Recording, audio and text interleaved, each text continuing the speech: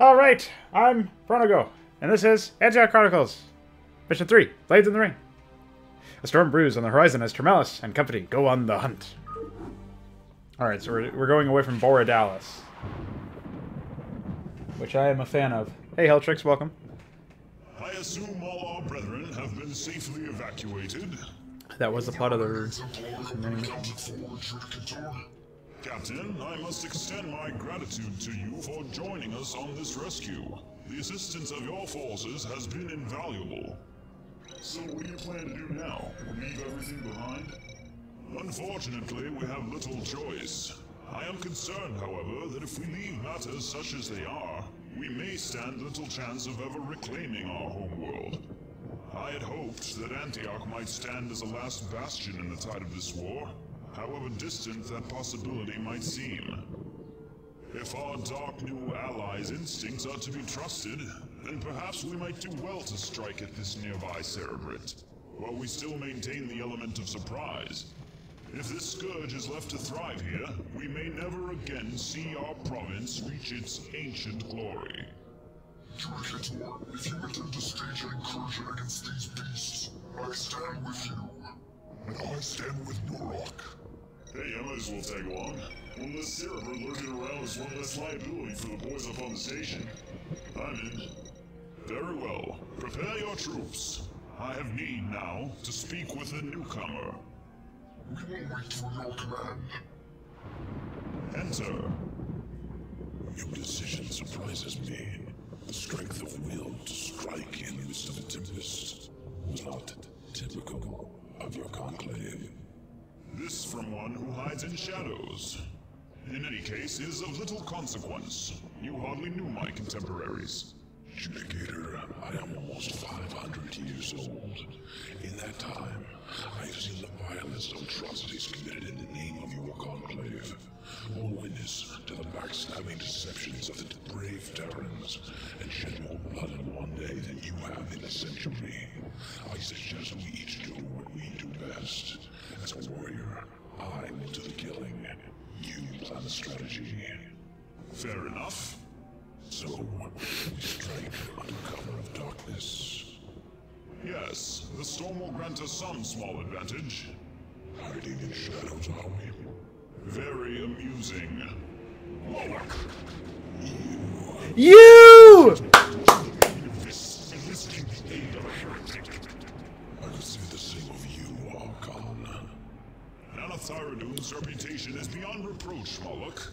And you, brave one, do not forget that it was Zeratul who helped Tassadar defeat the Overmind. In any case, we have more important matters to deal with than the apparent grudge the two of you share. Perhaps. The Cerebrate may detect us if we wait any longer. We move within the hour. I would greatly appreciate assistance from both of you in this matter. Our forces are limited. I am not needed elsewhere. So be it. Though it is against my better judgment, I shall commit part of my forces defending Scion to your strike. I simply hope this blasphemer does not disappoint you as he has disappointed me. That remains to be A final warning. Before the next full moon rise, one of the allies with whom you stand will betray you. Fix not your gaze where it is required, police. How dare he? The time is hard at hand. There's so much stuff in that briefing that was really glossed over. Like, Moloch had this weird... Being the second mission we've ever been introduced to him, and obviously we're just in the briefing, not even in the actual map. He's trying to have like a Zeratul moment or something, where he's like, I'm this many years old, and I have borne witness to this, that, and the other thing. And for one, his voice editing really takes away from any like semblance of power his presence actually has. It doesn't really do a great job of conveying any power that they were trying to convey with him. But I think in general, there's a real problem with the way that they convey information. And it's just that, like, they have so many different moving parts that this briefing had, when you think about it. Like, it had... this is why it was so long, but it felt so very clunky. There was the conversation that they had at the beginning, and that was okay. But then they had to enter in Moloch and have him talk to Termalis, and that dragged on for a while. And then they wanted Nanath Tyradun to come in, but what purpose did he actually have in the briefing exactly? It was a really long briefing, and the purpose of it, it didn't really do any setup. Like, Nanath Tyradun, they wanted him there so they could show the grudge between him and Moloch, but he's not actually there, and Moloch had to physically enter the room while the others left. Otherwise, Termalis wouldn't have said enter, right? That's an assumption we have to make. So Nanath Tyradun, despite not being physically there, is like they're digitally or they're telepathically communicating. And then says that he's going to do... Like, I thought he was actually there, but then he's like, I will commit some of my forces that are defending Sion. So it's actually unclear if he entered or physically, or if he was there some other way. And when that's like a crucial element to where he is in the story, where he is in the setting, is like pretty bad that I'm sitting there questioning that. So as a final note on the briefing, I will say that as much as I will criticize voice acting when it is in a product, I still think you have to get really, really bad, like low quality voice acting for me to feel like the voice acting is not worth the... Like, for it to be diminishing returns, I think it has to be really low quality. It doesn't mean that there's an excuse for making low quality voice acting, but I want more projects to actually have voice acting. I'm really, like, getting sick and tired of narrating everything as a Let's Player, but just in general, I feel like it adds so much to any sort of characterization of the characters. And as anything I can do to encourage people to include voice acting in their projects, I will do so, because that is one thing that I really notice in Antioch, is that I actually have a semblance or a sense for what the characters are, and I don't think that that's like a happy accident. I think that there's a reason for that. So voice acting is basically a must, in my opinion, and it's not that hard to do. You can get into it very easily. Anyways, we still don't know what we're doing for objectives, so... Okay, Captain. We've got 2 ways to go here. Termalis told us to set up base camp where we can use the trees for cover, but exactly where we do it is up to us. It's north or south from here. Take your pick. Okay, build a command center using the trees for cover. All heroes must survive. I don't quite know what using the trees for cover actually means, but alright. What I will say is, Did someone page we have 1 medic. Reporting for duty. Ghost reporting. Standing by. Okay. Where does it hurt? Reporting for duty. Let's move. So, one thing I will say is, I like the idea that I'm allowed to figure out, like, go my own way in that respect.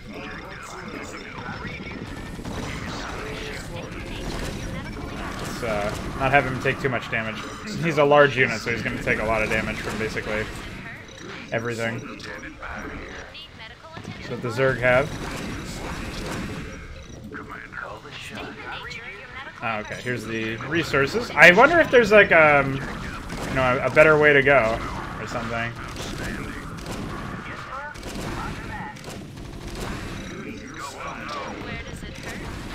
Alright, looks like we've cleared out the overall area. Let's make this a command center. Make a supply depot. And see where that goes. So, yeah, I don't know. I think I like that there's atmosphere, like the weather and stuff. That adds something. That's non-trivial, I would say. But I think when I was talking about like knowing the motivation of the characters, Gurney's comment about how he's like, you know, one less Cerebrid is one less liability. I like that because that's like more introduction to, like, more characterization than he really ever got in the rest of the campaign. Unfortunately, we're experiencing it by way of... Oh, there's actually a tax. This is like Zerg Campaign Basic or something. Zerg Campaign Medium or Easy. Well, actually, Zerg Campaign Easy doesn't even work, so...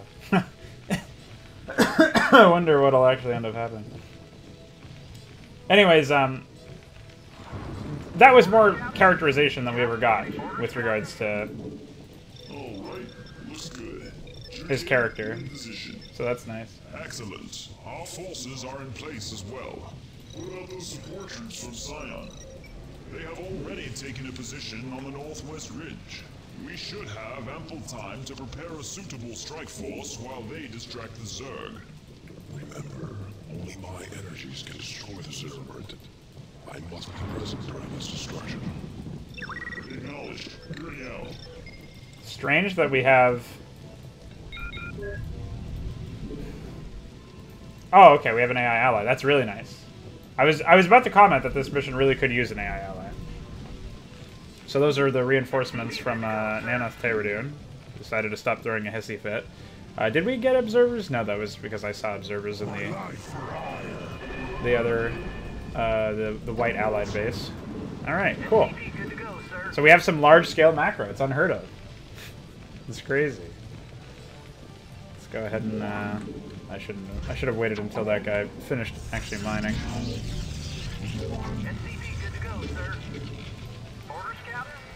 All right. So we're starting to get our economy up and running. Obviously, I want to make sure that I'm defending everything well, but I'm actually more worried about this area, just because there's so many heroes over here that could just get absolutely fucked. Additional supply depots required. More than anything.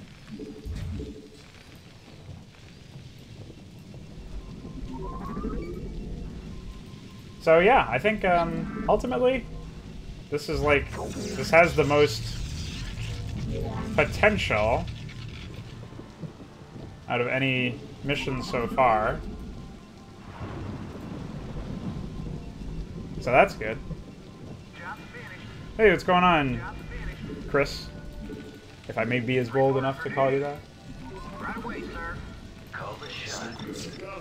now we can actually repair Gurney, so that is a priority. Our allies are pushing out, so let's see what the Zerg have. They already have 1-1. I don't know if they started that with that or not.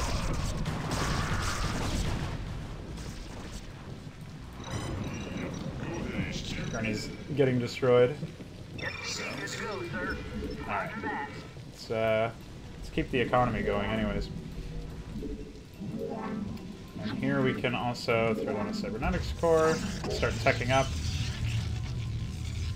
We don't even have a barracks down here, so we have a ways to go, but mostly just setting up the economy is going to be our focus for the early stages. I'd like to get some more scouting done as well. I guess I'll go with Korun and see where we can go from there.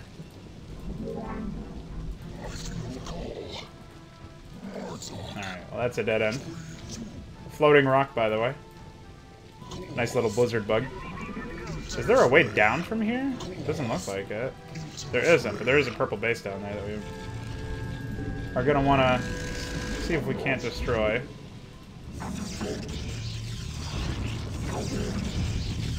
That could be placed a little bit better. Let's try it there. Limited build space is definitely something that I always like to see in campaigns. It's not something you'll see too often, because everybody thinks it's really, really challenging. But I like it. I like planning out my base and being punished for when I make stupid mistakes, like not actually planning out my base. So it's, I mean, obviously, at least for the Protoss base, we could push down here and place some stuff down. In fact, I actually am going to start setting up some defenses down there, because I feel like that could be a drop zone as well.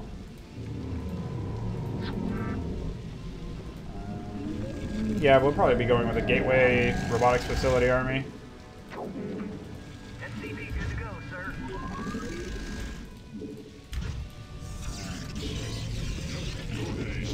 Additional supply depots required. Oh, you and your supplies. We aren't really being pressured too much, though. So. Additional supply depots required. Let's see what happens, I guess. Seems like this purple base is mostly after Gurney. Probably doesn't. Is there? I think this might actually be a complete island. This Protoss base hasn't been attacked at all. Alright. Let's scout out to make sure.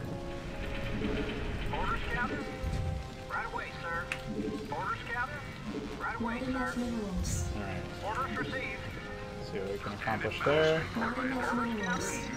What are you, not enough minerals in me?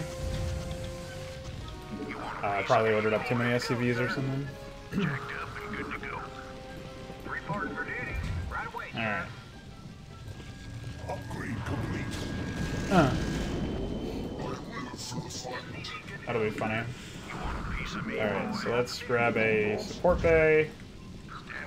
Yeah, there's nothing... I don't even think there is a way to get out of this base. Yeah, so it's a complete island. Well, that means that we're a little bit more free to more or less do what we want to do. Oh wait, don't build that there, then the Reavers will have no way to get out. We all know Reavers are dumb.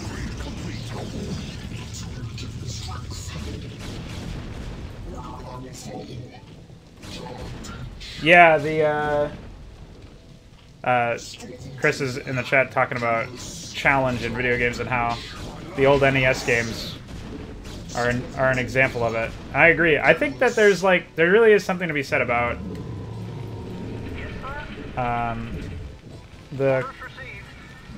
just giving the player more options to do stuff, right? And then like they have to obey by the right rules, right? They have to do the right things. What's going on here? Ah, they're actually dropping to attack us. I don't know if that might be defense actually, most likely. But there's like certain numbers of things that the player has to do. They have to accept certain rules, and they have to say, okay, well, you know, these are the game rules. This is how I get better at the game. I have to learn to use these mechanics as best I can, right? It's like the same thing about how you play Brood War. And a lot of people complain that Brood War's mechanics are too goofy or whatever, but if you're playing the game of Brood War, then you have to take responsibility when you are not good enough or at the game. Even if you disagree with the mechanics in, like, principle or whatever. That's like the whole idea is that, well, you could be doing better.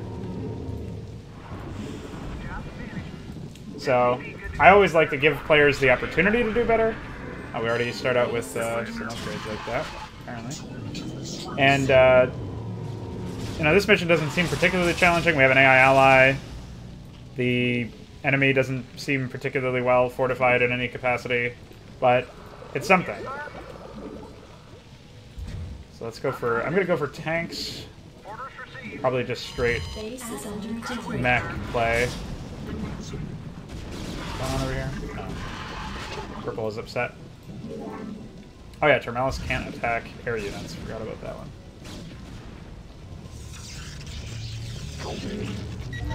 What's going on, Encron? Did you make an N version of this? It's like, this is a weird one because it's like, this is the map that gives you the most freedom out of all of the maps so far. And it's like the closest to an actual macro mission. But at the same time, I feel like it's one of the easier ones. I guess none of the other ones were particularly challenging. This is hilarious. Good thing I have shuttles. I missed the U key, of course. It does have an N version. Yeah, of course the next one is macro. At least this feels like a more complete version, or complete mission to me. That's all I'll say about it. Oh, we start out with 1-1 of all these things. It's so weird. I'm gonna build a starport so I can get a science facility, since apparently I already have all these upgrades. I don't know why. Alright, where's the expansion? It's over there.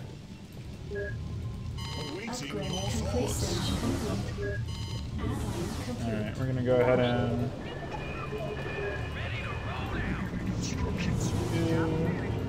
Is there even anything we can get? No? Oh, that's still in production. Do I? Can make a Templar archive so I can get better... Oh shit! Destroyed, by the way. What is it now? Alright, let's say move up in this direction.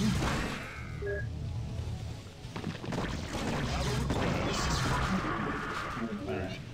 You have a request?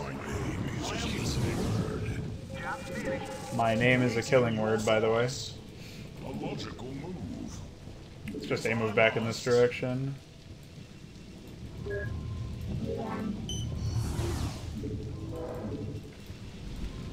Okay. Your forces are under attack. Oh, save me. Certainly. If I must. Oh, cool. This is like a little temple area. Certainly. Pull my kiss. If I must. Waiting your thoughts. Certainly. This is funny to me. I am listening. Probably pretty suicidal, though. Base is under attack. Why? If I must. Certainly. Alright, I think we've done the right work. Okay. Certainly. I just wanted to make sure that the path was clear. If I must. In case I needed to reinforce this area with Terran units or something.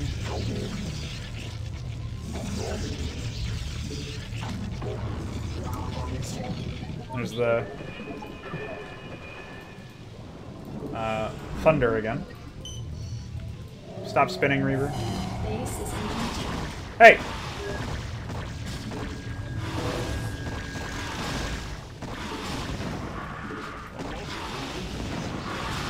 Bye, idiot. Oh my god. There we go. We'll leave the Reaver behind.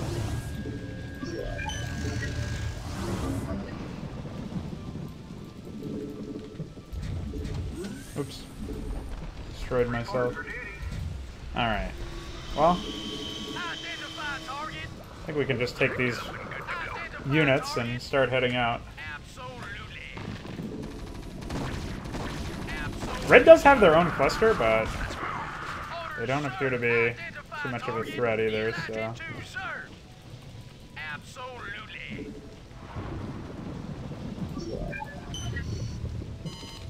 Ready to roll out.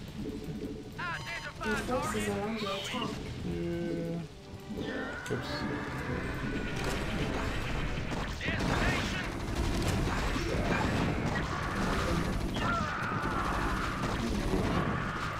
Alright. Well, what is it? One of my objectives? I have to use Moloch to destroy the server. I don't even know where the server is.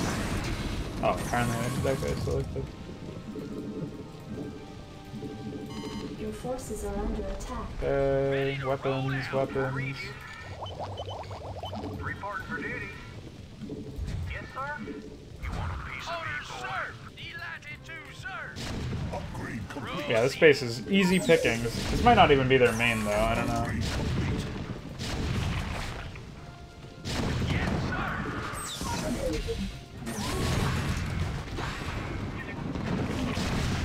Research completed. Ready to roll out. Orders, sir. Yes, sir. Alright.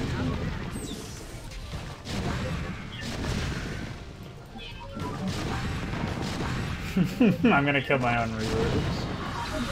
Whatever, it doesn't matter. Yes, sir. Moving. Am I playing on fastest? I sure am.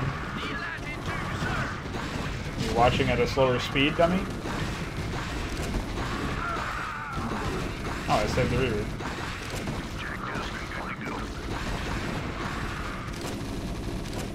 Orders, sir.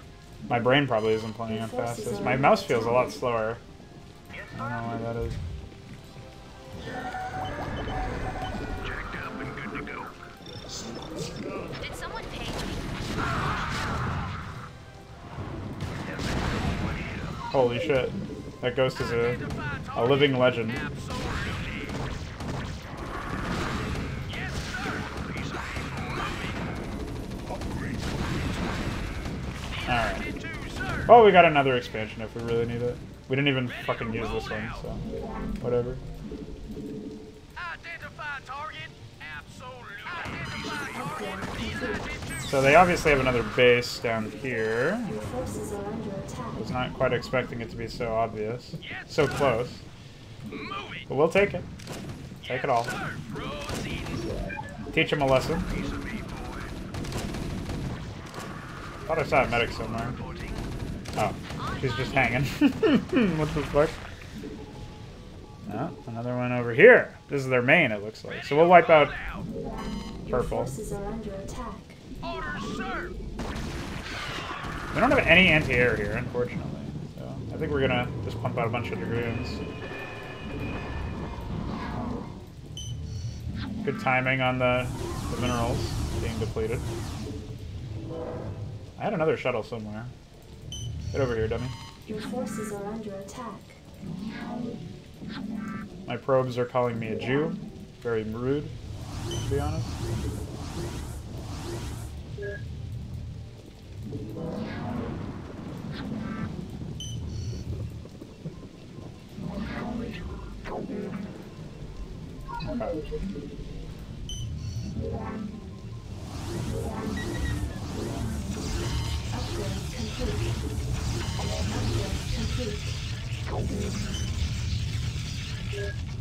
Nice.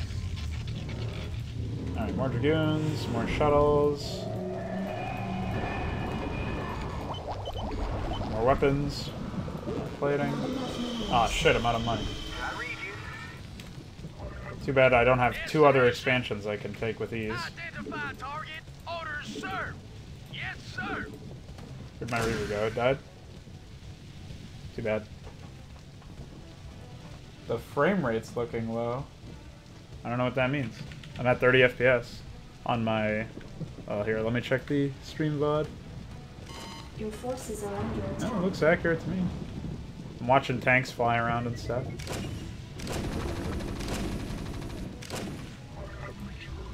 I hit the plus button a few times. Identify target.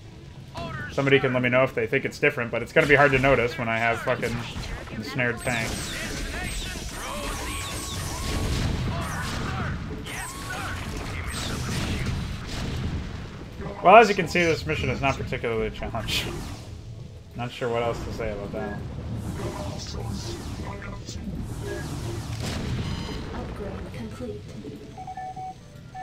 Your forces are under attack.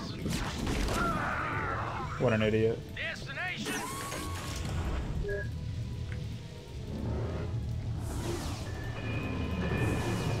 Waiting your thoughts. Orders, sir. You actually. Moving. Proceeding. Yes, sir. Proceeding. This is their main base? They have nothing. Orders, sir. Yes, sir.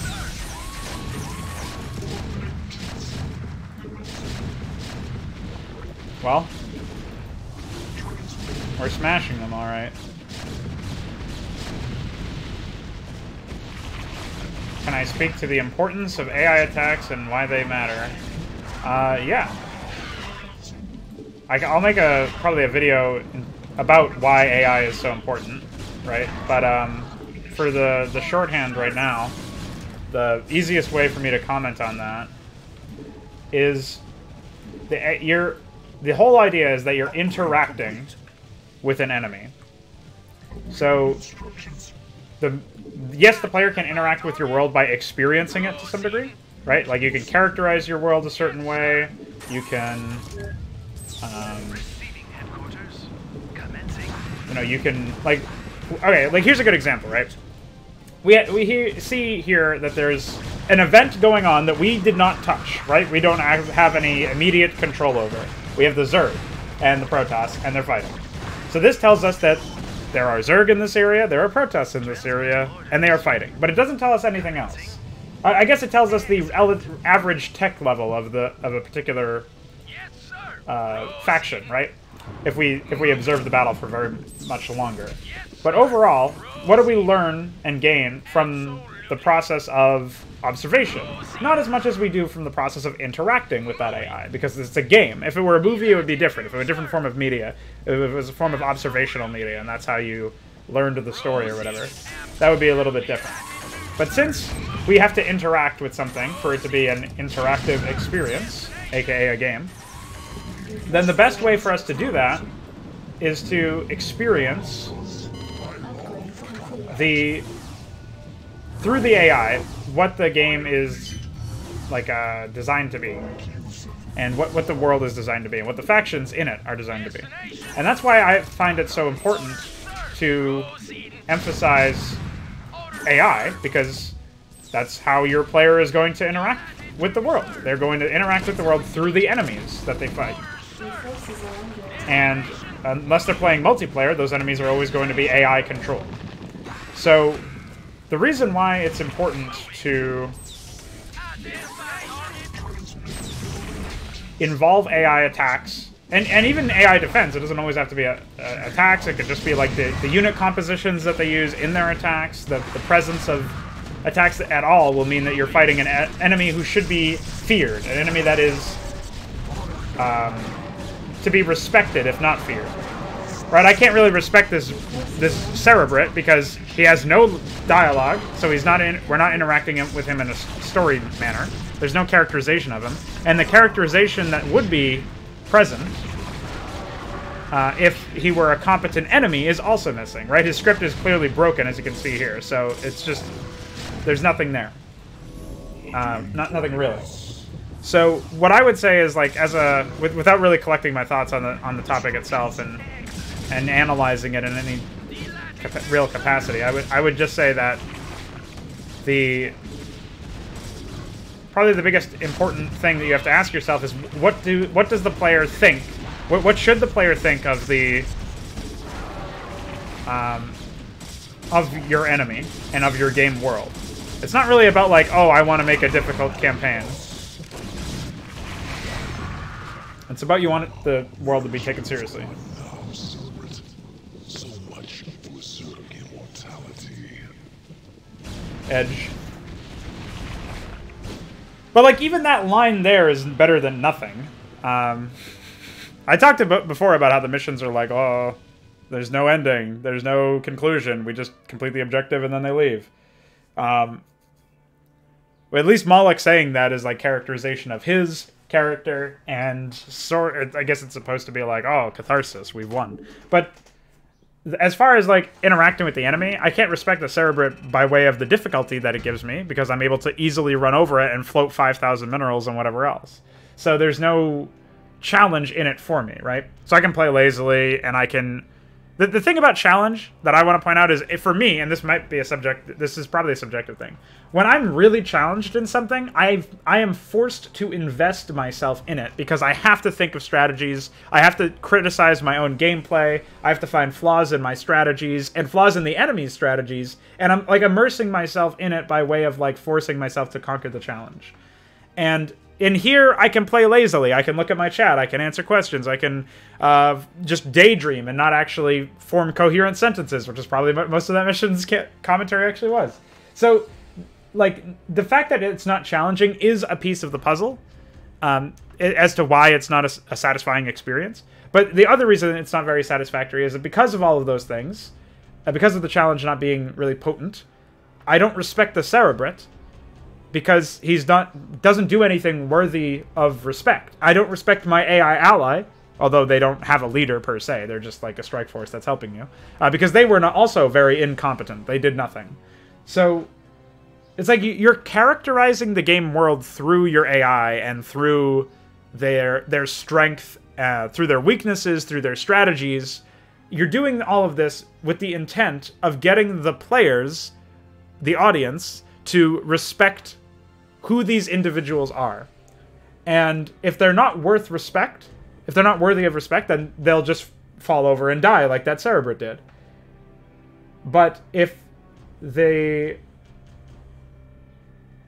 if they are worthy of respect, if they really immerse the player based on their challenge, based on their characterization, dialogue, like the height of immersion is going to come from a challenging experience of gameplay where the traits of the faction are reinforced and like by the gameplay itself, by the unit compositions, by the strategies, whatever the case may be. And the stakes of the story are matching up with the events that the player is experiencing. So it's not too grand if it's not supposed to be the end. It's not too small scale if it is supposed to be the end, etc. Sort of like a Goldilocks scenario there, where you're trying to get it to the right balance. And it's also involving characters we like or care about or can relate to or whatever, like characters that we enjoy looking at and following. So antagonists that we dislike, but not because of their quality, but because of like oh, I really hate that guy. I want to see him die. You know, like I'm invested. I actually give a shit. You know, characters that we want to see succeed, characters that we want to see fail. Whatever the case may be, characters that we're at least interested in, we'll stay along for the ride and see where it goes. But we don't really have any of that in this mission of Antioch, anyways, because there's no drama between like the the many belligerents of this battle. It's just, oh, Moloch is going to help us kill a Cerebrate. Okay, let's do that. You know, and that's it. That's the end of it. So that's all for this video. This is going to go on my channel as a VOD, so we're going to go ahead and end the recording part here. But I hope that I was able to answer your question, Chris. And, yeah, for everybody else, I'll see you next time.